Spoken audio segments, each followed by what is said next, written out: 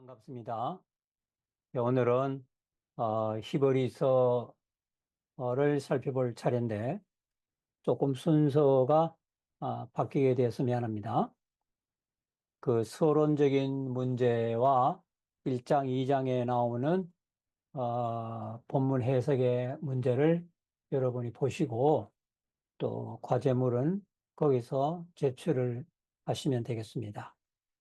오늘 9장의 말씀은 히브리서에서 대단히 중요한 그런 장 중에 하나인데 11장과 더불어서 이 본문의 말씀을 다시 한번 살펴보도록 그렇게 하겠습니다. 혹시 성경을 읽어가면서 어떻게 성경을 읽으면 좀 더 효과적으로 읽을 수 있을까? 또 본문을 어떻게 분석하면 좋을까? 그런 생각을 가진 분들이 계실 거예요. 제가 하는 방법을 보시면서 여러분에게도 도움이 됐으면 합니다. 아, 우리 한글도 그렇지만 영어 성경을 가지고도 그렇게 번역을 그렇게 시도를 해볼 수도 있습니다. 여러분이 원하시는 대로 각자 해보시면 좋겠습니다. 히브리서 9장의 말씀 보겠습니다. 첫 언약에도 첫 번째 언약이라고 되어 있지만은 그 스테파노스 공인본문, 여러분 그 공인본문이라는 말을 들어보셨는지 모르겠어요. 이 공인본문에는 첫 언약이라고 되어 있는 게 아니라 아, 공인본문 또는 다수본문, 뭐 다수본문 이런 것이 있습니다. 공인본문 또는 다수본문. 여기에 그 특히 스테파노스 부분은 헬라어 성경에는 스테파노스입니다. 스테파누스 성경은 첫 언약에라는 이 말을 첫 장막에, 처음 장막에 이렇게 새겼습니다. 처음 장막에, 그래, 처음 장막에도, 첫 장막에도 섬기는 예법과 또 세상에 속한 성소가 있었다. 첫 언약 또는 첫 장막에도 이런 것들이 있었다. 이렇게 말씀. 첫 장막에도 있었다. 섬기는 법이 있다는 거죠. 하나님을 섬기면 아무렇게나 해도 되느냐? 그게 아니죠. 하나님을 섬기는데도 예법이 있는 겁니다. 우리가 부모님한테 인사할 때도 법이라는 게 있잖아. 예법이. 그리고 이 세상에 속한 성소다 이렇게 말한다면 결국은 세상에 속하지 않는 성소가 있다는 뜻이겠죠? 하늘에 속한 성소, 응? 하늘에 속한. 그걸 지금 대비하기 위해서 이렇게 말하는 겁니다. 세상에 속한 성소에도 섬기는 예법과 그런 어떤 절차가 있다는 것입니다. 절차가. 예비한 첫 장막이 있고, 이건 이제 그 위에 첫 언약도라는 말은 첫 장막에 똑같은 이어지는데 첫 장막에 모세가 세운 장막이죠. 첫 장막에 이건 모세가 알아서 한 것이 아니라 계시에 의한 겁니다. 모두 다 하나님의 계시에 의해서 세우신 그런 장막입니다. 또 그 안에 장막 안에는 그 안에는 뭐가 있는가? 그 안에는 등대가 있고요. 상이 있고요. 진설병이 있으니 이는 성소라 이끌고 이렇게 표현하고 있습니다. 그 안에 저 장막 안에는 뭐가 있느냐? 등대가 있습니다. 상이 있고 진설병이 있습니다. 여러분들이 그, 그 전체적인 그림을 한번 그릴 수 있을지 모르겠는데 한번 볼까요? 그래서 뭘로 하면 될까?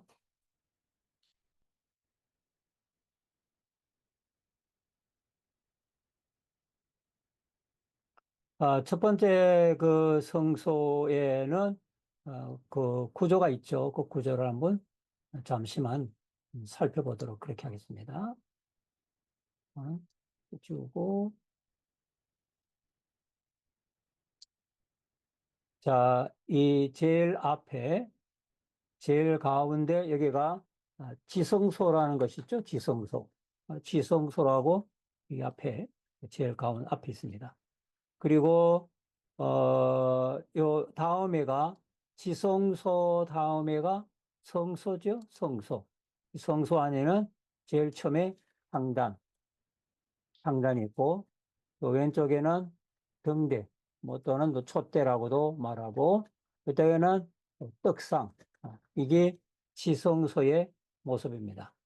그리고 요 뜰 밖이죠.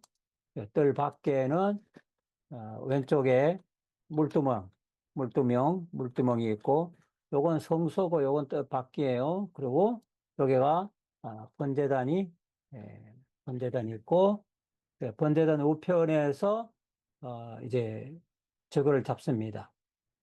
어, 짐승을 재물을 잡는 곳입니다. 다시 한번 정리를 해봅시다. 떡상, 향단이 있고,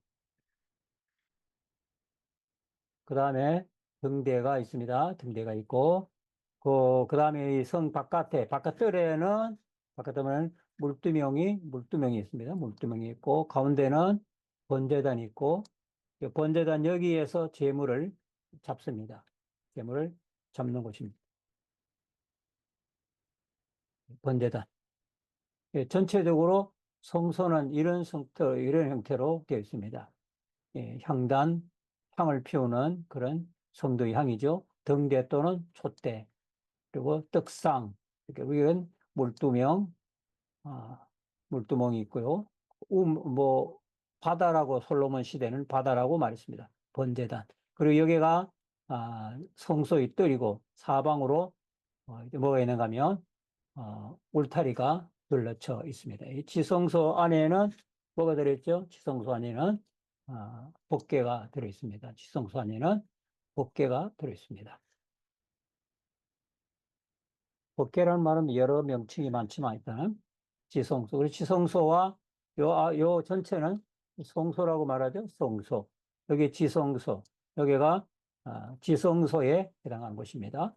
지성소. 그리고 이 전체를 뭐라고 표현하는가 하면 성소라고 표현합니다. 성소. 그래서 지성소와 성소로 되어 있습니다. 지성소와 성소. 지성소와 성소로 되어 있는데, 지성소 안에는 법궤가 있고 성소에는 향단과 등대와 떡상, 그러니까 그 앞에는 번제단이 있고, 제사장이 성소 안에 들어갈 때에 손발하는 물두멍, 이게 우물이 있습니다. 이게 전체적으로 이게 그 모습입니다. 그래서 여기에 보면 첫 장막에도 등대와 이 떡상을 가리킵니다. 그리고 상과 이 등대와 상과 이 상 진설병은 상에 포함되어 있는 거죠. 진설병이라면 떡상이 진설이라는 것은 진설이라면 이렇게 설치해 놓는 거죠. 병자는 떡병자입니다. 이렇게 설치해 놓는 그런 병 6개, 6개, 12개씩 66, 성경 66권과 아주 잘 매치가 되는 그런 스타일로 되어 있습니다. 이런 것들이 있으니 이는 성소라 이끌고 성소다. 이게 성소. 전체를 한번 살펴봤습니다. 또 둘째 있는 장막을 뭐라 부른다? 지성소라고 부른다. 둘째 있는 장막은 지성소라고 부른다. 이 앞에 있는 걸 지성소. 그 지성소의 금향로. 요 금향로라는 게 여기에 있는 이 향단을 가리킵니다. 이 향단에 향이 있는 거, 향로가 있는 거죠. 그래서 금향로와 사면을 금으로 싼 언약궤가 있고, 이게 뭐, 예, 금향로가 마치 지성소에 있는 것처럼 묘사가 됐는데, 지성소에 있는 건 아니죠. 이게 지성소와 성소 바로 앞에, 지성소 바로 앞에 향단 또는 여기에 말한 대로 향로가 놓여 있습니다. 향로랑 향을 피우는 그런 곳이죠. 근데 사실 여기 뭐 커튼 하나니까 커튼 하나, 지성소와 성소. 이렇게 지성소와 향단이 원래는 구약에는 엄격하게 구분됐는데 지금 히브리 기자가 뭐라고 말하고 있어요?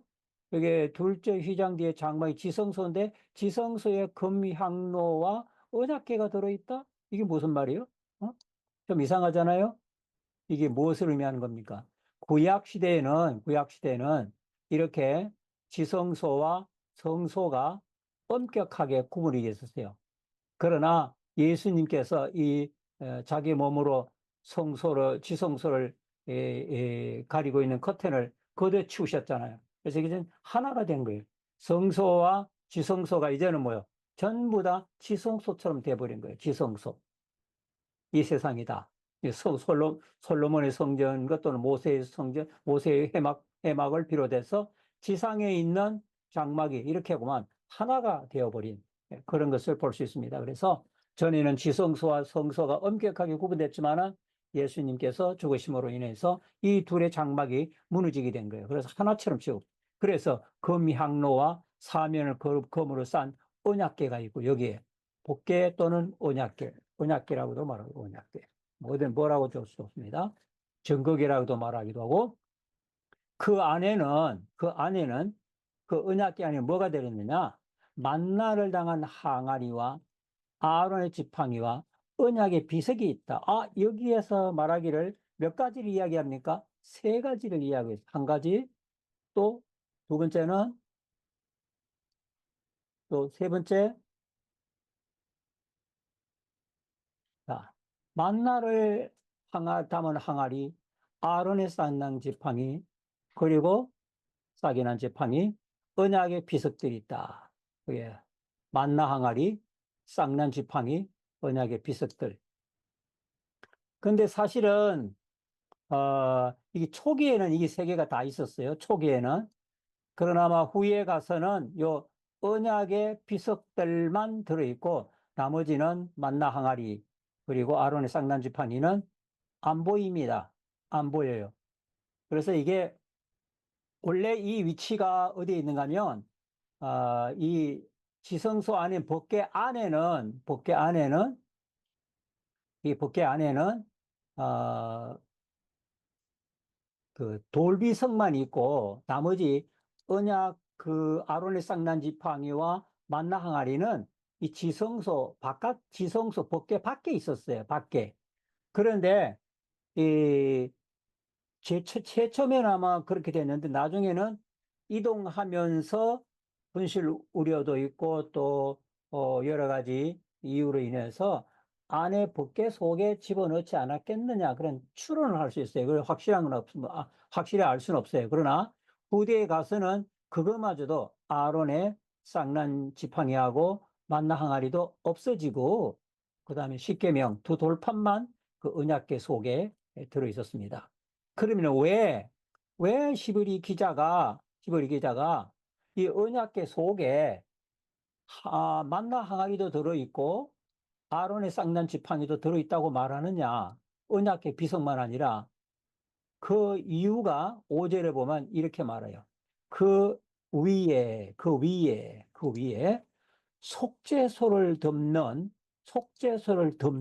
덮는 거이 덮는다는 게 중요한 거예요.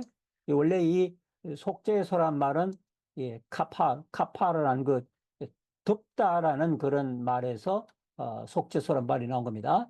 덮는 영광의 그룹들이 있으니 이것들에 관하여는 이제 낱낱이 말할 수가 없노라. 이거 뭐 그렇게 말을 해도 다 필요가 없을 뿐만 아니라 시간이 없다 이런 뜻이겠죠. 여기서 중요한 게 뭐예요? 덮는 거예요.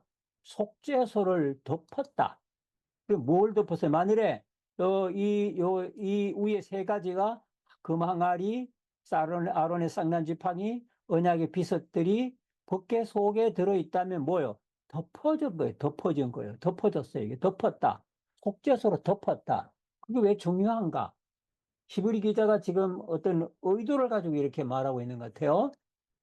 뭔가 하면 이게 만나나 또는 아론의 쌍남지 이게 전부 다 뭔가 하면 범죄의 기념물이에요. 기념물. 만나 언제 주었습니까? 이게 원망할 때 주었어요. 그렇죠? 아론의 쌍난 지팡이는 언제 주었습니까? 지도권에 대한 그 다툼이 있었죠. 다툼이 있은 다음에 이거 주신 거예요. 언약의 비석들은 언제 주신 건가요? 우상숭배, 송아지, 금송아지. 어? 금송아지 우상을 했을 때 이걸 주신 거예요. 이게 전부 다 뭐냐면 범죄에 대한 기념이에요. 그런데 그 범죄를 징계로 갚지 아니하고 뭘 갚는가? 은혜로 갚으신 거예요. 은혜로. 이게 전부 다 뭔가 여기에도 원망을 징계로 갚지 않고 뭘 갚았어요? 은혜로 갚으신 거예요. 그다음에 이 다툼도 징계로 갚지 아니하고 뭘 갚았어요? 은혜로 갚으신 거예요. 은혜로. 그래서 이 세 개가 모두 이스라엘 백성들의 범죄의 기념물이. 이걸 생각할 때 뭐가 생각나는가 하면 죄악이 생각나요. 범죄한 죄가 생각나는 겁니다. 만나 항아리를, 아론의 쌍난 지팡이를, 언약의 피석들을 보면 이게 전부 다가 죄에 대한 그런 어떤 리마인드가 일어나는 겁니다. 그런데 이게 뭐요? 속죄소로 덮었다? 법궤는 뚜껑이 없어요.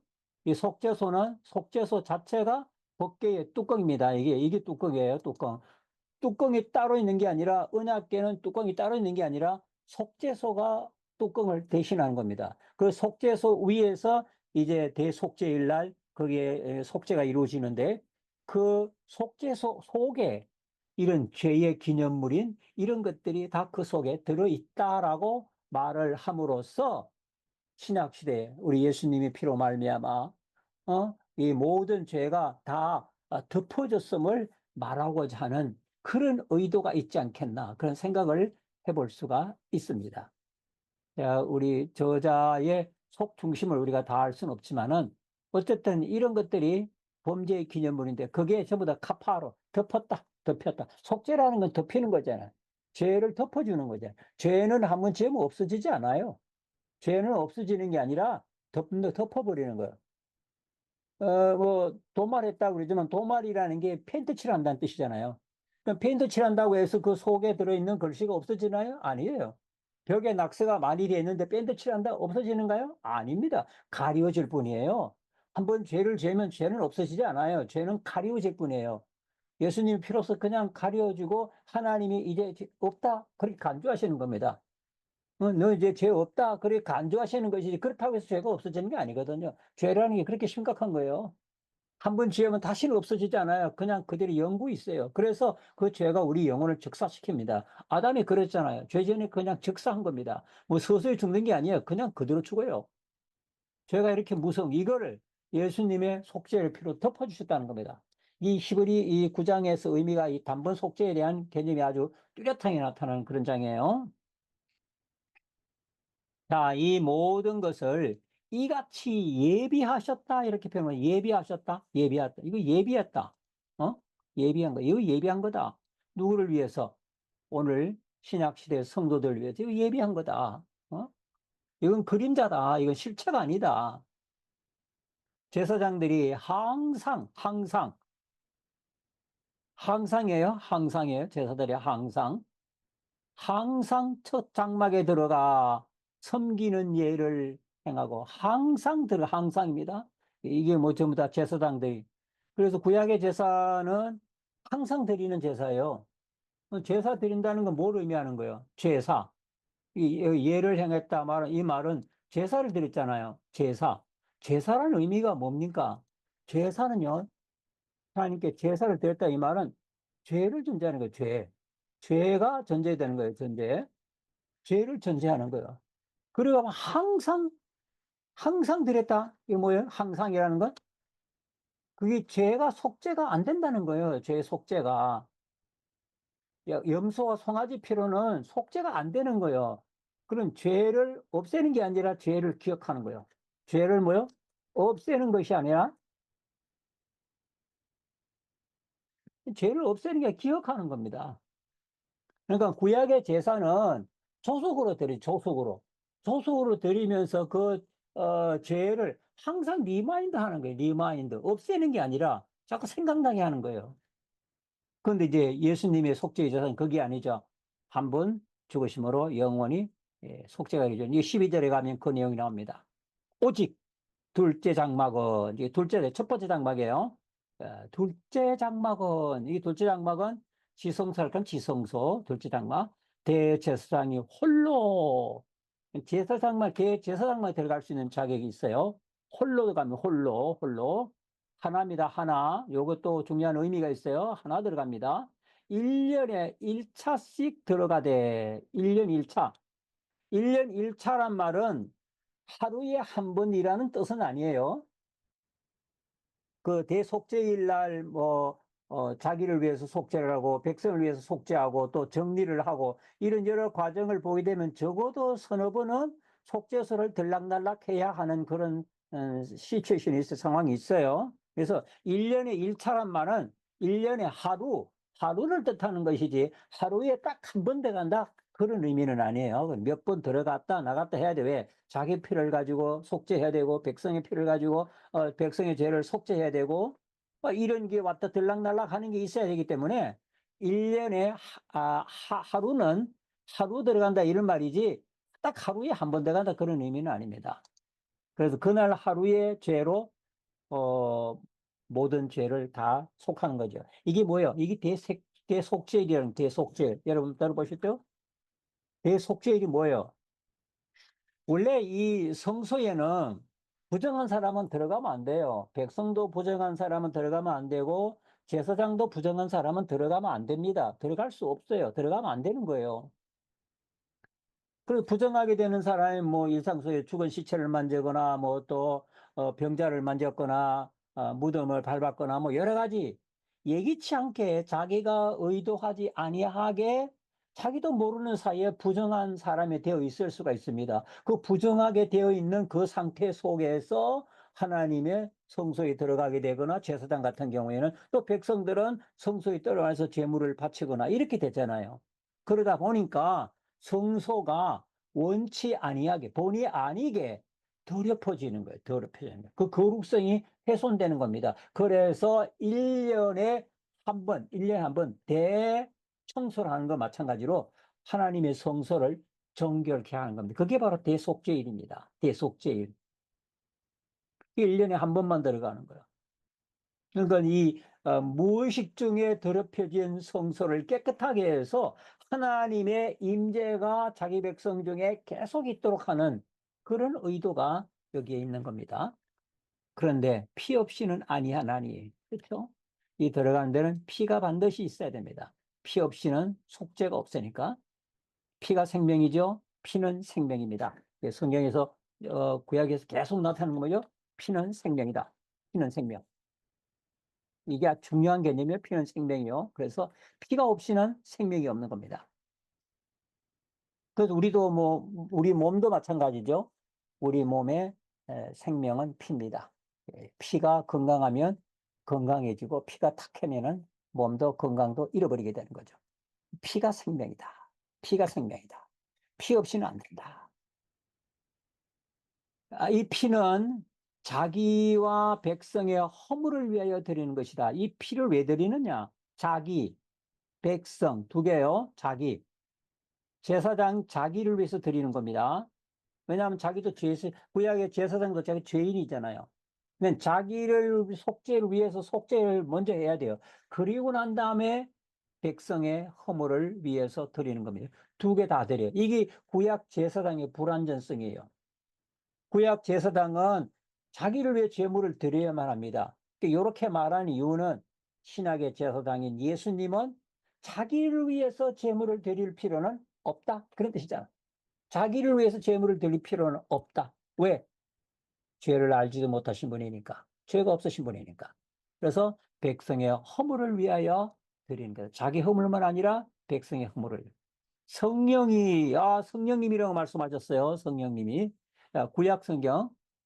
구약 성경 이거를 이렇게 이렇게 기록한 것은 성령님이 뭔가를 보여주고자 하는 뜻이 있다. 이렇게 말함으로써 성경의 저자가 성령이심을 밝히고 있습니다. 이로써 보이신 것은 이러한 모든 이런 구약의 절차들이런 장막이라든지 절차라든지 이런 걸 보여주신 것은 장막이 서 있을 동안에 성소에 들어가는 길이 아직 나타나지 아니한 것이니라. 자, 요 말은, 요 성소란 말은 지성소로, 백성으로 말하면 지성소고, 제사장으로 말하면 백성으로 말하면 성소고, 제사장으로 말하면 지성소에 해당하는 그런 말입니다. 그냥 뭉텅그려서 성소라고 표현했지만은, 왜? 둘째 장막, 즉 지성소에는 대제사장만이 들어가는 거예요. 홀로 못 들어가는 겁니다. 그런데 그런데 왜 못 들어가느냐? 요 첫 장막에 서 있던 동안에는 성소에 들어가는 길이 아직 뭐요? 나타나지 않았기 때문이다 라는 뜻입니다. 그러니까 이게 막혀 있던 거예요. 아까 설명한 것처럼 그 금향로와 법궤가 마치 지성소 안에 하나밖에 있는 것처럼 묘사한 것처럼 길이 뚫리기까지는 주님이 오셔서 십자가에서 돌아가셔야 되는 겁니다. 거기 전까지는 성소로 나아가는, 지성소로 나아가는 길은 대제사장이 1년에 하루만 들어가는 그거 외에는 없다. 왜? 그 길이 아직 열리지 않았기 때문이에요. 그런데 오늘 우리에게는 뭐예요? 그 길이 열렸습니다. 그래서 그 길이 열렸기 때문에 우리의 기도가 향로잖아요. 그 향로가 성소에 있는 게 아니라 지성소 안으로 들어가는 거예요. 그래서 성도의 기도가 요한계시를 보려면 그 향로에 이렇게 담아가지고 하나님 보좌로 올라가잖아요. 이게 주님이 우리 성소와 지성소의 간격을 무너뜨림으로 인해서 모든 신학의 성도들이, 제사장만 아니라 신학의 성도들이 지성소 안으로 들어가게 된 겁니다. 그 지성소 안으로 들어가면 누가 먼저 들어가요? 제사장만 들어가는 거예요. 그런데 우리도 들어가잖아요. 그러면 우리가 뭐예요? 제사장이란 이야기예요. 신학의 모든 성도들은 뭐다? 제사장이다. 자기를 하나님께 드리는 제물을 드리는 제사장이다. 그때를 위해서 예비한 것이기 때문에 아직은 다 되지 않았다. 그런 이야기입니다. 이 장막은, 이 장막은 현재까지 뭐다? 비유다. 이건 비유다. 비유다. 이 비유가 그 실체가 아니라는 거죠. 이건 비유에 해당한다. 비유다. 이에 의지하여 드리는 예물과 제사가 예물이나 제사가 섬기는 자로 그 양심을 온전케 할 수가 없나니 한계성입니다. 한계. 이게 비유이기 때문에, 실체가 아니라 비유이기 때문에, 그림자란 말이에요. 그림자이기 때문에 그 양심상으로 이렇게 표현했지만 마음을 온전케 할 수가 없는 거예요. 어? 제사장이든 백성이든 그 제물을 드리고 제사를 드려도 그 자기 죄를 깨끗이 할 수가 없어요. 아까 말씀드렸잖아요. 구약의 제사는, 구약의 제사는 죄를 없애는 게 아니라 죄를 기억하게 하는 거예요. 끊임없이 죄를 기억하게 하는 겁니다. 아침에도 기억하고 저녁에도 기억하고 제사를 드릴 때마다 죄를 기억하는 거예요. 왜? 장차 이 죄를 속죄할, 완전한 우리의 죄를 속죄할 그리스도를 바라보게 하는 겁니다. 그런 의미에서 구약의 율법이 몽학선생이라고 사도는 이야기했습니다. 이런 것은, 이와 같이 하는 것은 먹고 마시는 것, 먹고 마시는 것과 여러 가지 씻는 것과 함께 육체의 예법에만 되어서 육체의 예법이다. 육체의 예법에만.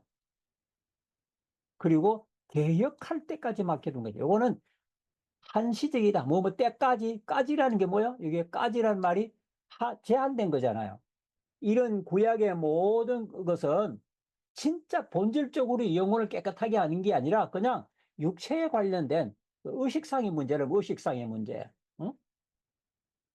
물을 의식상으로 더럽혀졌다고 해서 물로 씻는다고 해서 그 부정함이 없어지는가요? 아니잖아요. 그게 의식이에요. 의식 절차예요. 그게 한시적으로 주어진 겁니다. 언제까지? 개혁이 될 때까지. 개혁이라고 하는 거는 옛날 걸 바탕으로 하지만 완전히 새롭게 하는 거잖아요. 그래서 예수님이 오셔서 구약의 모든 제성소와 지성소와 성소와 그다음에 향단과 떡상과 모든 것들 주님 안에서 다 이루신 거예요. 그러니까 솔로몬의 성전이든 모세의 회막이든 그 본질은 전부 뭐예요? 예수님이요. 예수 그리스도의 신성과 인성과 그의 영원성과 사역과 이런 것들을 전체적으로 비유적으로 보여준 것이 구약의 성막입니다. 자, 그리스도께서 이제 본적이 나옵니다. 그리스도께서 장래 좋은 일에 대제사장으로 오사. 장래에 좋은 일에 대해. 구약의 제사장이 아니라 장래에 좋은 일에 대제사장. 예수님이 대제사장이다. 오셨다. 손으로 짓지 아니한 곳. 손으로 지은 거는 모세의 해막과 솔로몬의 성전은 손으로 지은 겁니다. 이 창조에 속하지 아니한 사람이 지은 것이 아니라는 거죠. 더 크고 온전한 장막으로 말미암아. 더 크고 온전한 장막, 더 크고 온전한 장막. 이 하늘 장막이면 더 크고 온전한 장막. 온전한 장막, 세상의 장막이 아니고 하늘 장막. 온전한 장막으로 말미암아. 염소와 송아지의 피로 아리하고 염소의 송아지 피가 아닙니다. 염소 송아지 피가 아니에요. 어? 피로서는 죄를 속한다고 했지만 그건 상징적인 것이지 실제로 죄를 속하지 않은 거예요.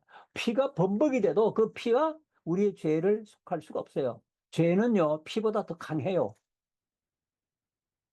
그래서 죄는 피로서는 찍을 수가 없어요. 인간 보통 짐승의 피로서는.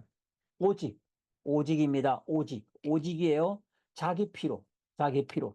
누가? 대제사. 그리스도께서. 그리스도께서 누구 피로? 자기 피로.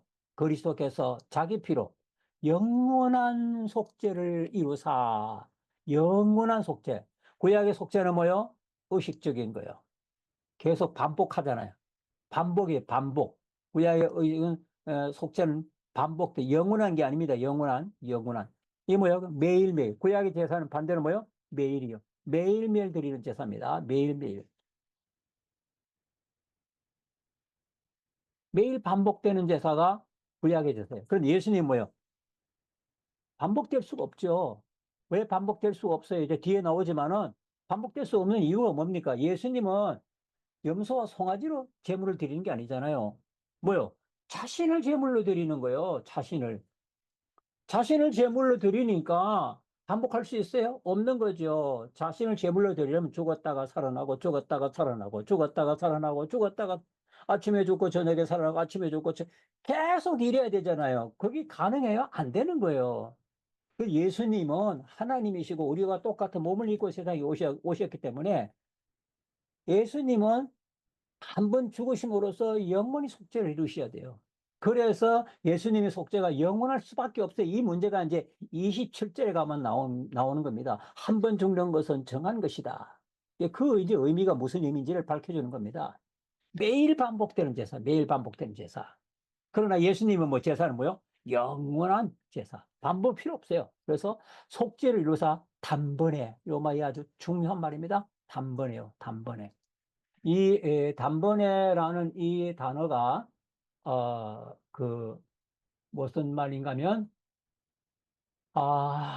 단번에라면 에파팍스라는 단어입니다. 에파팍스. 헬라 말로 한번 써봅시다. 이거 중요한 단어니까 에파팍스라는 단어인데요. 에파 팍스. 에파팍스.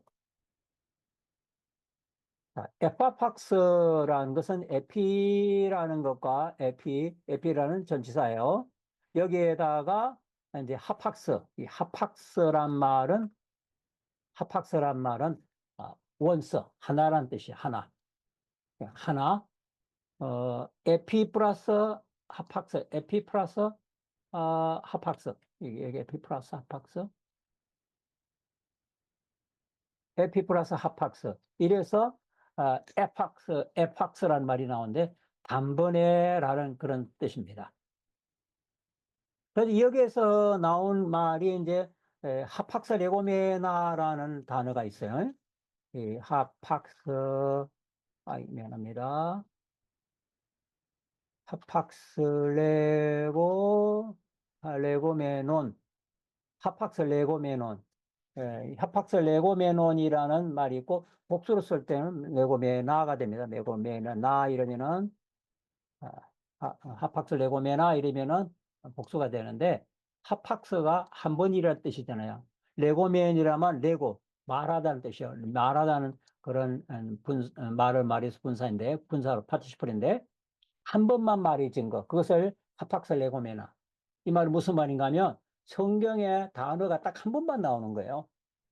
그래서 세속문헌에도 한 번도 안 나오는 것도 있고, 세속문헌에는 나오지만은 성경에만 한 번 나오는 그런 단어들이 있어요. 그래서 세속문헌에도 안 나오고, 성경에만 한 번만 나오는 이 단어는 굉장히 해석하기가 어렵습니다. 왜냐하면 단어가 의미를 알려면 문맥 속에서, 컨텍스트 속에서 알아야 되는데, 그런 사용된 예문이 없으니까 굉장히 어려워지는 것이죠. 그래서 이 단번에란 말은 여러분이 에파팍스, 한글로 표시하게 되면은 한자리 정확하게 표기가 안 되는데 에파 에파 뭐 화에 가까운 에파팍스 에파팍스. 혹시 여러분들이 책을 읽거나 뭐 할 때 에파팍스란 말이 나오면 아 이건 단번에 그래서 이걸 그 허리 원스라고 표현하기도 하고 이걸 또 원스 더 이렇게 번역하지만 원스 포 올 이렇게 표현합니다. 단번에 영원히. 그래서 이게 말은 그 속죄의 한해성. 응? 예수님의 속죄가 단번에 영원히 이 단번에 영원히 이루어지는 거. 한 번 행함으로써 두 번 다시 행할 필요가 없어요. 그래서 예수님의 속죄는 한 번 속죄하심으로 인해서 그 속죄의 효력이 영원까지 가는 겁니다. 뭘 염소의 송아지 피가 아니라 누구 피로? 자기 피로. 자기 피로 하나님께 제물로 바쳤기 때문에 당당하게. 그래서 그 속죄가 영원히 이루. 우리의 구원이 확실할 수밖에 없는 게 여기에 있는 거예요. 어? 예수님께서 우리의 죄를 속하기 위해서 자신의 피로 제물을 우리를 대신해서 제물로 드린 겁니다. 예수님 죄가 없으시잖아요. 우리를 대신한 제물입니다. 우리를 대신한 제물. 무험한. 그러니까 우리의 구원이라는 게 단번에 이루어져요. 단번에. 에파팍스입니다. 단번에 영원히 이루어지는 그런 13절 염소와 황소의 피와 매 송아지의 이거든 제 송아지 제가 나와요. 저 제는 뭐 제는 또 제는 그 번제단에서 제사를 드리고 난 그 제지요. 부정한 자에게 뿌려서 육체를 정결케 했다. 육체를 정결케 하여 거룩하게 하거든. 염소와 송아지의 피도 염소와 송아지의 피로도 뭐 한다? 뭐 한다? 거룩하게 한다. 정결케 하고 거룩하게 한다. 염소와 송아지의 피로도 좀 정결케도 되기도 하고 거룩하게도 되는 겁니다. 하물며라고 말을 하물며 영원하신 성령으로 말미암아 음? 성령으로 성령으로 들었다 성령으로 예수님의 속죄의 제사는 성령으로 흠없는 자기를 성령으로 드렸어요. 흠없는 자신을 드렸습니다. 흠없는 자기 성령으로 드렸을 뿐 아니라 흠없는 하나님께 드린 그리스도의 피가 어찌 너희 양심으로 죽은 행실에서 깨끗하게 하고 살아계신 하나님을 섬기지 못하겠느냐. 이게 종량 원칙이 나죠? 뭐요? 깨끗해야 섬긴다. 그래서 주님이 우리를 위해서 십자가에 죽으신 것은 뭐요? 우리 깨끗하게 하기 위해서. 왜 부활하셨습니까? 우리가 하나님을 섬길 수 있도록. 그래서 주님이 죽으신과 부활이 우리의 양심을 깨끗하게 해서 하나님을 섬기고자 하는 거예요. 깨끗하지 못하면 하나님 앞에 나아갈 수가 없어요. 정결함을 받을 수가 없습니다. 그래서 구약의 제사장이 백성의 죄를 속하기 전에 자기 죄를 속하려고 먼저 성소에 들어가서 그 자기 죄를 속했습니다. 그러고 난 다음에 백성을 위한 제물을 드릴 수가 있었습니다. 이를 인하여 그는 새 언약의 중보니 예수님 가리켜서 뭐요? 새 언약의 중보시니 중보는요, 성경에서 중보는 이 양방, 쌍방 간에 거래를 해주는 사람이잖아요. 성경에서 중보자는 그 선지자와 제사장과, 선지자가 있습니다. 선지자. 제사장과 선지자가 있는데, 이 사람이 중보자예요. 그러면 제사장은 어떤 중보자입니까? 제사장은 백성과 하나님 사이의 중보자입니다. 백성과 하나님 사이의 중보자인데 이 말은 무슨 말인가만, 또 정확하게 말하면, 백성의 입장에서 하나님께 나아가는 자. 이게 이렇게 더 표현하기 더 정확할 것 같아요. 제사장은 뭐 하는 사람이냐? 중보자인데, 하나님과 사람 사이 중보자인데, 백성의 입장에서 하나님께 나아가는 자. 이게 제사장이에요. 반면에, 선지자는 어떤 사람입니까? 선지자는 하나님의 입장에서 백성에게, 백성이 나아가는 자. 이게 다른 겁니다. 제사장은 백성의 입장에서 하나님께 나아가는 자고, 선지자는 뭐야? 하나님 입장에서 백성에 나아가는 자예요. 그런데 예수님 뭐요? 제사장이면서 뭐요? 선지자입니다. 동정심하는 대제사장이요. 마지막 선지자입니다. 또 더 수식을 더 한다면 동정심, 동정심만은 아 대제사장이시고 그다음 뭐요? 마지막 선지자. 구약의 선지자의 마침이에요. 우리 히브리서 1장에 보면 그거 나왔죠? 이 마지막 시대의 마지막 날에 아들로 말미암아 자기를 계시하셨다. 그래서 예수님은 대제사장이면서 선지자였습니다. 구약에는 선지자가 필요 없고 제사장이 필요 없어요. 하나님과 우리 사이의 중보를 위해서. 그러나 예수님은 이 두 가지 직책을 다 갖고 계세요. 그래서 예수님 한 분이면 우리의 문제를 하나님께, 하나님의 문제를 우리에게 그냥 이렇게 소통할 수가 있는 겁니다. 그래서 뭐요? 새 언약의 중보이니. 옛 언약에서 뭐가 필요했어요? 제사장이 필요했고 선지자가 필요했어요. 새 언약에 뭐요? 예수님이 이 둘을 다 가지고 있으니까 예수님 한 분이면 오케이. 이렇게 된 겁니다. 이는 첫 언약 때의 범한 죄를 속하려고, 첫 언약 때의 범한 죄를 속하려고 죽으사. 예수님이 죽으심이 속죄를 위해서, 죄속을 위해서, 대속을 위해서 죽으셨다. 부르심을 입은 자로 하여금 영원한 기업의 약속을 얻게 하려 함이라. 예수님이 죽으신 이유가 뭐요? 하나님이 부르신 자들에게 영원한 기업의 약속을 얻게. 이것도 약속이에요, 약속이에요. 하나님은 항상 뭐요? 약속을 일하세요. 현찰 안 줘요. 약속이에요, 약속. 그 약속을 얻도록 하기 위해서. 예수님 우리를 죽으시고 부활하신 것도 뭐요? 약속을, 천국, 영생과 천국에 대한 약속이에요, 약속. 약속으로, 약속을 주셨기 때문에 그걸 믿어야만이 내 것이 되는 겁니다. 하나님이 일하시는 방법이에요. 하나님의 일은 뭐요? 항상 뭘 가지고 일해요? 약속을 가지고, 약속. 그렇기 때문에 나는 뭐야? 믿음으로 화합해야 돼. 믿음으로 응답해야 돼요. 하나님은 약속을 가지고 일하시기 때문에 나는 믿음으로 응답해야 그 약속이 내 것이 돼요. 내게 성취가 되는 거예요. 그래야지 이해해서 내게 성취가 되는 겁니다. 그냥 내가 믿음으로 응답하지 않으면 그냥 약속은 약속 그대로 있어요. 그럼 내가 믿음으로 응답해야 그 약속이 내 것이 되는 겁니다. 마치 체크를 은행에 가서 찾아야 내가 현금으로 되듯이 내가 믿음으로 약속을 받아들여야 그 약속이 내 것이 되는 겁니다. 그것은 마치 뭐가 같느냐? 유언과 같다. 유언은 이렇게 봐. 유언과 같다. 유언은 유언한 자가 죽어야 하나니. 유언의 효력이 그거지요. 유언한 자가. 그 유언한 사람이 죽어야만이 효력이 나타나는 건데 죽지 않았을 때 이 유언을 열면 안 되죠. 이 여러분이 탕자 알죠? 탕자. 이 탕자가 못된 이유가 뭡니까? 아버지가 살아있는데 유산 달라는 거잖아요. 이런 두려막심한 자식이 되는 거예요. 돌아간 다음에야 유산이 넘어오는 것이지. 아버지가 살아계신데 미리 유산 달라. 아버지가 빨리 돌아가시는 말씀과 다름이 없잖아요. 유언은 그 사람이 죽은 후에야 경고한 적. 유언한 자가 살아있을 때는 언제든지 효력이 없느니라. 이렇게. 예? 유언이라고 표현해서 왜 유언이라고 말했는가 하면 언약이라는 말과 유언이라는 말이 같아요. 언약이고 뭐요? 유언이에요. 그러니까 우리가 신약, 구약 하잖아요. 그거 사실은 뭐? 유언이에요, 유언. 언약이라는 말을 지금 유언으로 이야기하고 있어요. 이게 워드플레이거죠. 언약의 의미를 유언의 의미로 이렇게 다 재해석하는. 그 유언을 뭐요? 유언한 자가 죽어야 효력이 발생한다.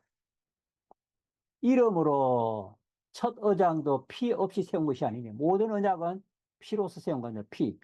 그래서 아브라함과 계약을 맺을 때도 뭐요? 짐승에 그 잡아가지고 계약을 채웠잖아요. 어? 피 없이는 계약이 세워지지 않습니다. 모세가 율법대로 모든 계명을 온 백성에게 말한 후에 송아지의 피, 송아지와 염소의 피와 물과 붉은 양털과 옷을 취하여 그 책과 그 온 백성에게 뿌렸다. 책에다가 뿌렸을 뿐 아니라 뭐에 보세요? 백성에게 뿌렸다. 백성에게. 책에다만 뿌린 게 아니에요. 이건 책은 뭐요? 계약서잖아요. 계약서. 계약서에도 피를 뿌리고 백성에도 피를 뿌렸어요. 뭐 하기 위해서? 계약을 맺기 위해서.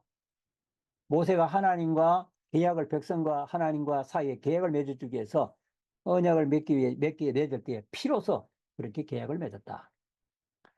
이르되 이는 하나님이 너에게 명하신 언약의 피라 하고 또한 이와 같이 피로써 장막과 섬기는 일에 쓰는 피로써요. 상을 모든 그릇에 뿌렸느니라. 피로써 뿌렸다. 이게 뭐 이 피가 이 그릇이 뭐 이 성구죠. 장막 섬기는 이런 거 뭐 이게 사실은 뭐 거룩성이 있는 거 아니잖아요. 인격이 없는 거잖아요. 그러나 이런 것들은 파생적 거룩이라고 말하는데 파생적 거룩 여러분 그런 말 들어봤었어요? 파생적 거룩. 파생적 거룩이란 말은 원래 이게 거룩한 거니 거룩이라는 말은 원래 구별을 합니다. 구별을 하는 건데 하나님과 하나님과 관련해서 구별 지어 놓은, 그거 뭐 용도든지 뭐 사람이든지 물건이든지 뭐든지 하나님과 관련 지어 사용하도록 구별 지어 놓은 것을 거룩이라고 그래. 이것을 파생적인 거룩이라 그래. 그래서 장막이라든지 뭐 등대, 떡상, 이런 향단, 번제단, 이런 것들 기름을 다 칠하잖아요. 그 물리적 자체가 거룩하거나 인격이 없잖아요. 무슨 뭐 등대에 무슨 인격이 있어요? 번제되는 무슨 인격이 있어요? 없잖아요. 인격이 없으니까 그 자체가 거룩하다 아니다 이게 말할 수가 없는 겁니다. 단지 그것은 하나님을 섬기는 일에 사용되기 때문에 그걸 다른 용도와 구별을 지은다는 의미에서 피를 뿌린 겁니다. 이것까지도 장막에 쓰는 모든 기구까지도 피를 뿌려야만이 하나님께서 용납하셨다면은 하물며 죄인인 우리에게 어린 양의 피가 없이 어떻게 하나님 우리를 용납하시겠느냐는 그런 메시지인 것입니다.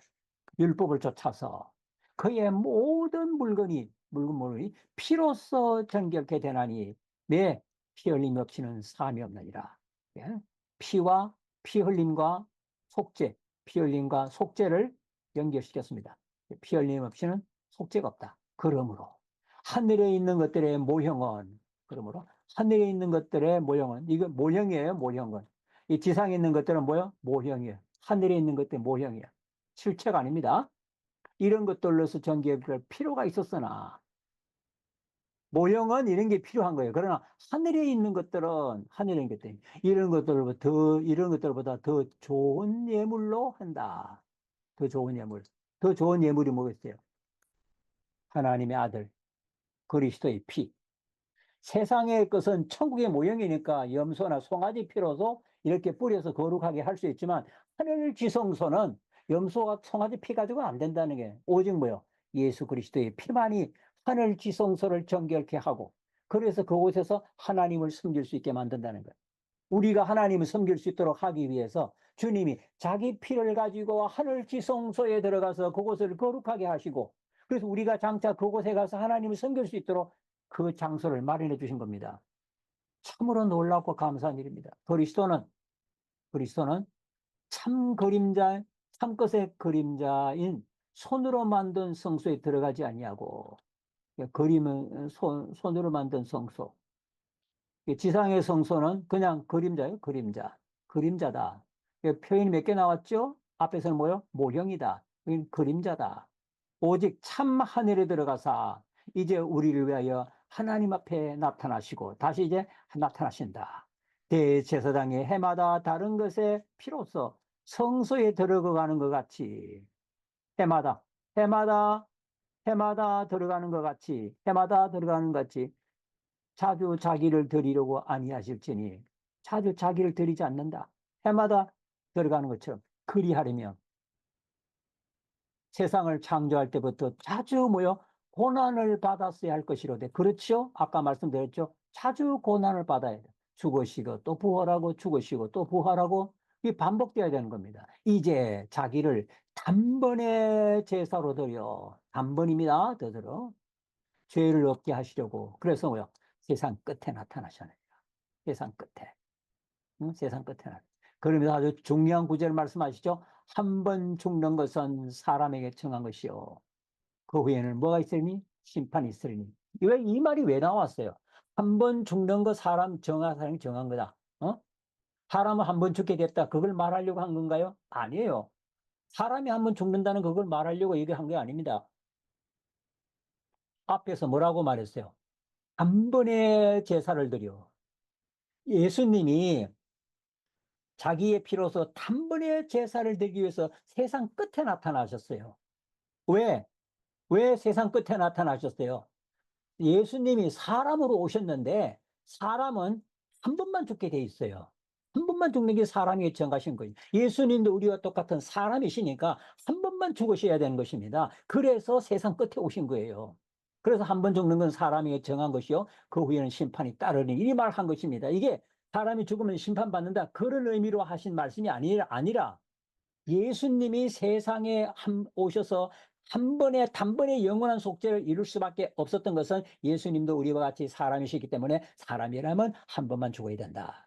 그래서 주님이 단번에 영원한 속죄를 이루셨다. 그 말을 하기 위해서 이 말을 쓴 겁니다. 물론 사람이 한 번 죽고 나중에 심판받는 건 맞아요. 맞지만 이 문맥에서는 왜 이 말을 하셨는가 하면 예수님의 속죄가 단번에 영원이다. 원스 포 올이다. 에파팍서다.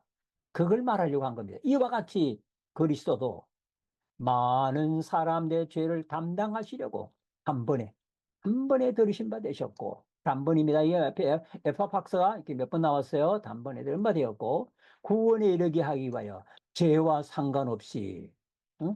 첫 번째는 뭐요? 죄와 상관 있게 오신 거죠? 죄. 죄 때문에 오셨잖아요. 첫 번째는, 초림 때는. 그러나 다시 오실 때는 뭐요? 죄와 상관없이 두 번째로 나타나시리라. 재림의 소망입니다. 두 번째 나타나는 이때는 뭐요? 한 번 후에는 뭐가 있으리니? 심판이 있으리니. 그러니까 이게 주님이 다시 오실 때는 뭐요? 심판주로 오신다는 거예요. 첫 번째 오실 때는 죄 때문에 오셨어요. 우리 죄를 속하기 위해서. 그럼 다음에 오실 때는 뭐요? 두 번째 오실 때는 심판하기 위해서 오신다. 이렇게 말씀했어요. 이 구장에서 가장 키워드가 되는 구절은 요 27절, 27절. 이 말씀은 여러분들이 꼭 기억하셔야 되고요. 또 이 흔히 장례식 때만 많이 사용되는 구절인데 그 의미가 제대로 해석이 안 되고 있어요. 왜 사람이 한 번 죽느냐? 그 말을 왜 여기서 말했느냐?